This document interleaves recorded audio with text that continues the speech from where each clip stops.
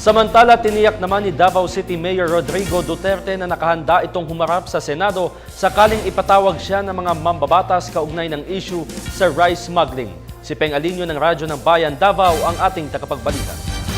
Sa Davao City, handang tumistiko si Davao City Mayor Rodrigo Duterte sa Senado kung ipapatawag siya upang harapin ang kanyang akusasyon na umano'y isang rice trader smuggler sa bansa.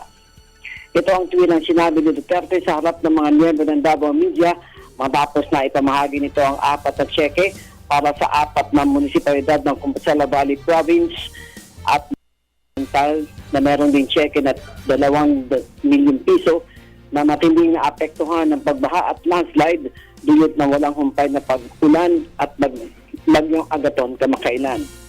Anya kung siya ay ipapatawag ay agad itong tatalima upang tumistigo sa naturang umano'y rice smuggler na si David Tan o Davidson Bangayan na una nang humarap sa Senado Miyerkules.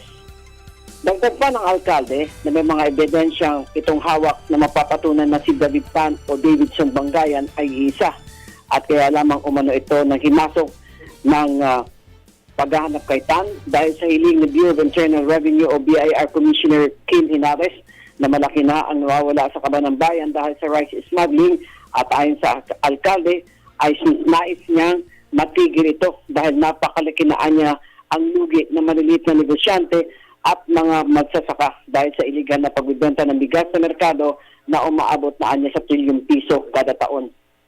Una na nagpahayag si Senador Grace Poe, Vice Chair sa Committee on Agriculture na imbitahan si Duterte at Attorney R.G. Guevara, isang progressive lawyer na maaring may alam sa pagkakilanlan kay Bangayan o kay Tan.